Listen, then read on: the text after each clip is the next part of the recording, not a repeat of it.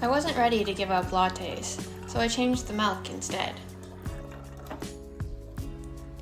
To cut milk out completely, after it's always been a staple in my diet, seemed like a big step. I needed a middle ground, an alternative, especially as I often crave for my morning smoothie or a chai latte. Making either with water just isn't the same. I've tried the store-bought almond milk, but couldn't adapt to the taste.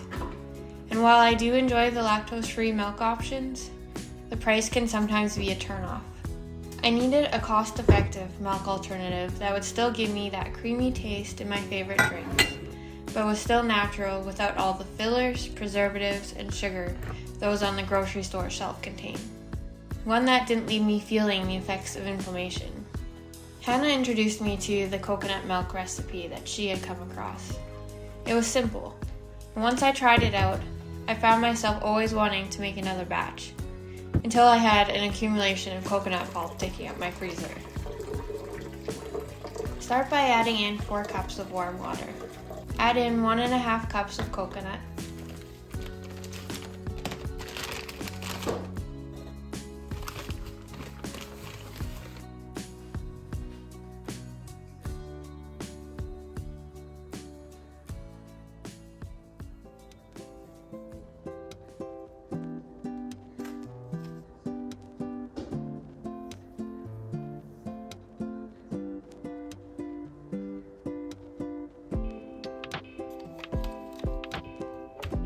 Blend on high for 1 to 2 minutes.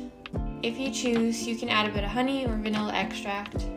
Another option is to blend in some cocoa powder to make a chocolate version. I usually don't add anything extra to the coconut milk, especially as it mainly gets used for my morning berry smoothie.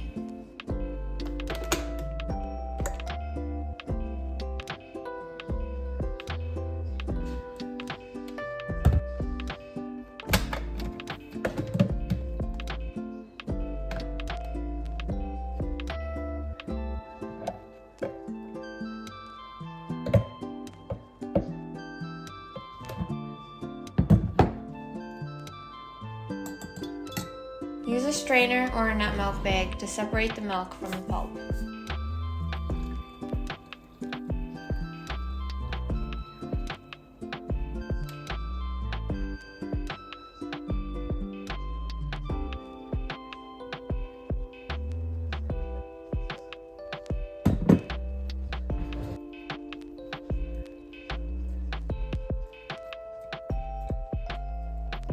I then store the coconut milk in a repurposed jar. In this case, it's a pickle jar.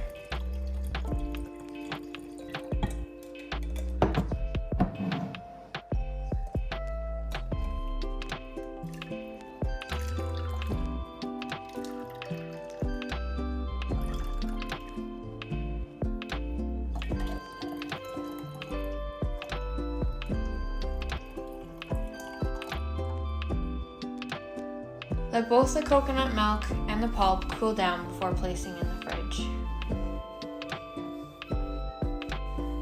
Once the milk cools down in the fridge, some separation does occur. The fat rises and the coconut water settles. Store-bought milk stays combined because of all the added extra ingredients. The jar can be shaken well before use to reintroduce the fat. I add a piece of it to my smoothie for some extra creaminess. Alternatively, it can be scooped out for a lower fat option.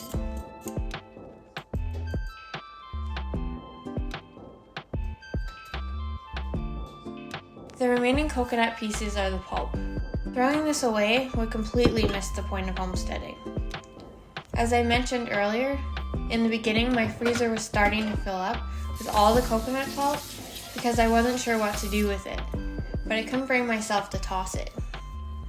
I found I could use this in smoothies, granola bars, and energy bites. There are many different ways to be resourceful with it. Same coconut, different purpose. It is still full of fiber and adds that coconut flavor, sweetness, and texture to your recipes.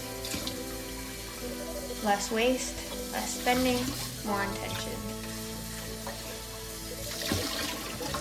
The batches may seem small, but a batch lasts a few days. Goes into smoothies, lattes, cooking, and then it's gone. Nothing sits in the fridge long enough to be forgotten. Small batches means it stays fresh, it gets used, and I stay connected to what I'm actually consuming. It's making what you need when you need it. It would be easier and less time consuming to just buy a can of coconut milk from the store. But even these have added ingredients like maltodextrin to prevent separation. An option when time is constrained, but opting for a quick 15-minute natural 2-ingredient recipe aligns more with my values. My husband tells me that the coconut milk is nothing like drinking from a real coconut. While I haven't had that opportunity to try the real thing for myself, this is the best thing I got. I made coconut milk because my body needed something different, and it fits in towards my goal of a less processed diet. But that's what homesteading is. Not cutting everything out, but being intentional. Being resourceful and using what you have. I wasn't ready to give up lattes and smoothies, so I changed what went into them.